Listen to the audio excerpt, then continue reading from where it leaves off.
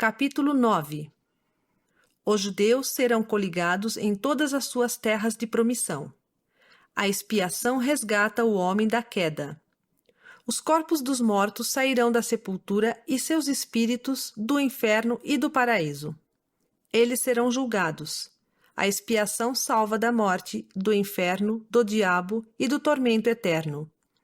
Os justos serão salvos no reino de Deus. Declaradas as penalidades para os pecados. O Santo de Israel é o guardião da porta. Aproximadamente 559 a 545 a.C. E agora, meus amados irmãos, eu vos li estas coisas para que tenhais conhecimento dos convênios que o Senhor fez com toda a casa de Israel, que ele tem falado aos judeus pela boca de seus santos profetas desde o começo, de geração em geração, até que chegue o tempo em que serão restituídos à verdadeira igreja e rebanho de Deus, quando serão coligados nas terras de sua herança e estabelecidos em todas as suas terras de promissão. Eis que, meus amados irmãos, eu vos digo estas coisas, a fim de alegrar-vos e para que levanteis a cabeça para sempre, por causa das bênçãos que o Senhor Deus conferirá a vossos filhos. Pois sei que muitos de vós haveis investigado muito para conhecer as coisas que estão para vir. E sei, portanto, que não ignorais que nossa carne deverá definhar e morrer. Não obstante, veremos a Deus em nosso corpo. Sim, eu sei que sabeis que ele se manifestará na carne aos que habitam Jerusalém, de onde viemos, porque é necessário que seja entre eles. Porque é requerido do grande Criador que se sujeite ao homem na carne e morra por todos os homens, para que todos possam tornar-se-lhe sujeitos.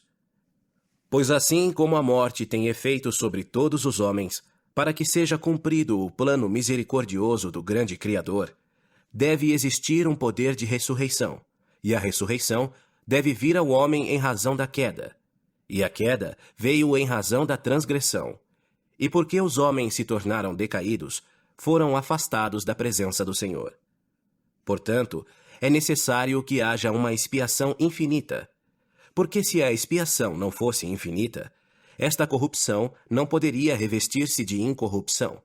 Portanto, o primeiro julgamento que recaiu sobre o homem deveria ter durado eternamente. E se assim fosse, esta carne teria que apodrecer e desfazer-se em sua terra-mãe, para não mais se levantar. Ó, a sabedoria de Deus, sua misericórdia e graça! Pois eis que se a carne não mais se levantasse, nossos espíritos estariam à mercê daquele anjo que caiu da presença do eterno Deus e tornou-se o diabo, para não mais se levantar. E nosso espírito deveria tornar-se como ele e nós nos tornaríamos diabos, anjos de um diabo, a fim de sermos afastados da presença de nosso Deus e permanecermos com o pai das mentiras, em miséria, como ele mesmo. Sim, como aquele ser que enganou nossos primeiros pais, que se transformou quase em um anjo de luz e incita os filhos dos homens a combinações secretas de crimes e de toda sorte de obras secretas das trevas. Ó, quão grande é a bondade de nosso Deus, que prepara um caminho para nossa fuga das garras desse terrível monstro. Sim, aquele monstro, morte e inferno, que eu chamo morte do corpo e também morte do espírito. E por causa do caminho de libertação de nosso Deus, o Santo de Israel, essa morte da qual falei, que é a física, libertará seus mortos. Essa morte é a sepultura. E essa morte da qual falei, que é a morte espiritual, libertará seus mortos. E essa morte espiritual é o inferno.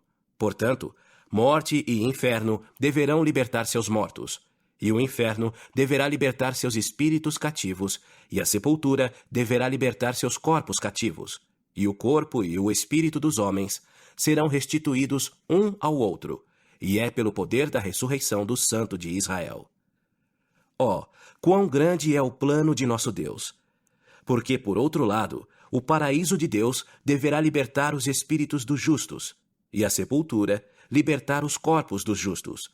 E o espírito e o corpo serão reunidos novamente, e todos os homens tornar-se-ão incorruptíveis e imortais, e serão almas viventes, tendo um perfeito conhecimento, como nós na carne, com a diferença de que o nosso conhecimento será perfeito. Teremos, portanto, um conhecimento perfeito de todas as nossas culpas e nossa impureza e nossa nudez. E os justos terão um conhecimento perfeito de sua alegria e sua retidão, estando vestidos com pureza, sim, com o manto da retidão. E acontecerá que quando todos os homens tiverem passado desta primeira morte para a vida, tornando-se imortais, deverão comparecer ante o tribunal do Santo de Israel. E virá então o julgamento, e serão julgados de acordo com o santo julgamento de Deus. E certamente, como vive o Senhor, pois o Senhor Deus disse-o, e é sua eterna palavra, a qual não pode passar, os justos ainda serão justos, e os imundos ainda serão imundos. Portanto, os imundos são o diabo e seus anjos, e irão para o fogo eterno para eles preparado. E seu tormento é como um lago de fogo e enxofre, cuja chama acende para todo o sempre e não tem fim. Ó, a grandiosidade e a justiça de nosso Deus! Porque ele executa todas as suas palavras, e elas saíram-lhe da boca, e sua lei deve ser cumprida. Mas eis que os justos, os santos do Santo de Israel, os que tiverem acreditado no Santo de Israel, os que tiverem suportado as cruzes do mundo e desprezado a sua vergonha, herdarão o reino de Deus, que foi preparado para eles desde a fundação do mundo, e sua alegria será completa para sempre. Ó, quão grande é a misericórdia de nosso Deus, o Santo de Israel! Porque liberta seus santos daquele horrível monstro, o diabo, e da morte e do inferno, e daquele lago de fogo e enxofre que é tormento sem fim. Ó, quão grande é a santidade de nosso Deus! Pois ele conhece todas as coisas, e não há nada que não conheça. E ele vem ao mundo para salvar todos os homens, se eles derem ouvidos à sua voz.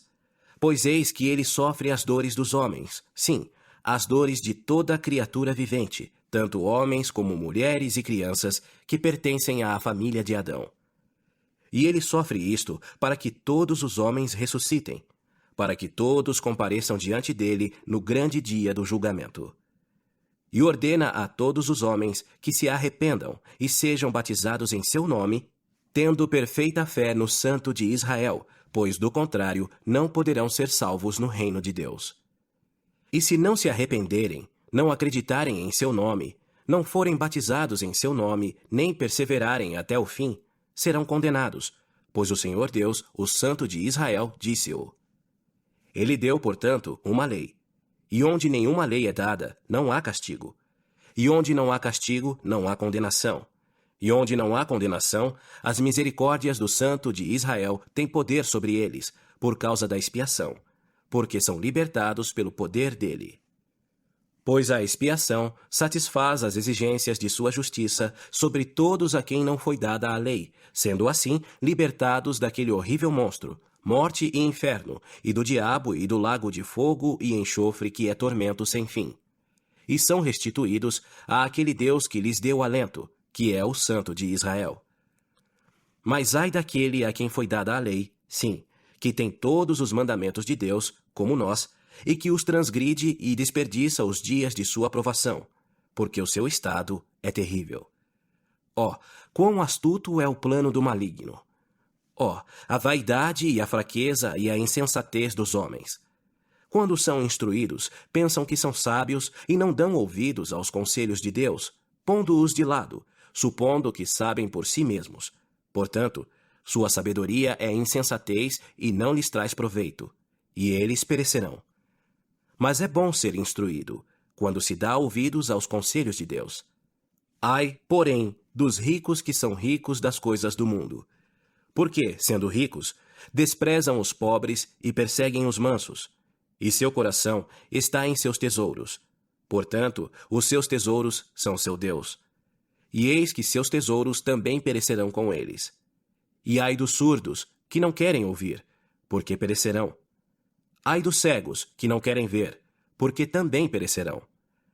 Ai dos incircuncisos de coração, porque o conhecimento de suas iniquidades feri-los-á no último dia. Ai do mentiroso, porque será lançado no inferno. Ai do homicida, que mata deliberadamente, porque morrerá. Ai dos que praticam prostituição, porque serão lançados no inferno. Sim, ai dos que adoram ídolos, porque o diabo de todos os diabos neles se deleita. E, enfim, ai de todos os que morrem em seus pecados, porque voltarão a Deus e verão sua face e permanecerão em seus pecados. Ó, meus amados irmãos, lembrai-vos de quão terrível é pecar contra o santo Deus e também quão terrível é sucumbir às tentações daquele ser astuto. Lembrai-vos de que ter mente carnal é morte e ter mente espiritual é vida eterna. Ó, meus amados irmãos, ouvi minhas palavras. Lembrai-vos da grandeza do Santo de Israel.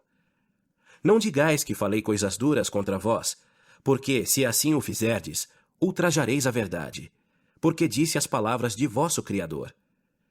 Sei que as palavras da verdade são duras contra toda impureza, mas os justos não as temem, porque amam a verdade e não se abalam. Ó, meus amados irmãos, vinde, pois, ao Senhor, o Santo. Lembrai-vos de que seus caminhos são justos. Eis que o caminho para o homem é estreito, mas segue em linha reta adiante dele. E o guardião da porta é o Santo de Israel. E ele ali não usa servo algum, e não há qualquer outra passagem a não ser pela porta, porque ele não pode ser enganado, pois Senhor Deus é o seu nome. E a quem quer que bata, ele abrirá. E os sábios, e os instruídos, e os ricos que são orgulhosos de seu conhecimento, e de sua sabedoria e de suas riquezas, sim, estes são os que ele despreza. E a menos que se despojem de todas estas coisas, e considerem-se insensatos diante de Deus, e humilhem-se profundamente, ele não lhes abrirá. As coisas dos sábios e dos prudentes, porém, ser-lhes-ão ocultas para sempre. Sim, aquela felicidade que está preparada para os santos. Ó, meus amados irmãos, lembrai-vos de minhas palavras. Eis que tiro minhas vestimentas e sacudo-as diante de vós. Rogo ao Deus de minha salvação que me olhe com seus olhos que tudo veem. E sabereis, portanto, no último dia, quando todos os homens serão julgados por suas obras, que o Deus de Israel testemunhou que sacudi vossas iniquidades de minha alma, e que me apresento limpo ante ele e estou livre de vosso sangue. Ó, meus amados irmãos, afastai-vos de vossos pecados. Sacudi as correntes daquele que vos quer amarrar firmemente. Vinde ao Deus que é a rocha de vossa salvação. Preparai vossa alma para aquele glorioso dia, quando a justiça será administrada aos justos. Sim, o dia do julgamento, a fim de que não vos encolhais com terrível medo, para que não vos lembreis claramente de vossa horrível culpa, e não sejais compelidos a exclamar: Santos, santos são os teus julgamentos, ó Senhor Deus Todo-Poderoso.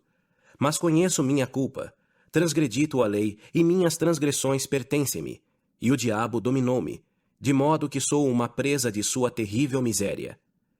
Mas eis, meus irmãos, convém que eu vos acorde para a terrível realidade destas coisas.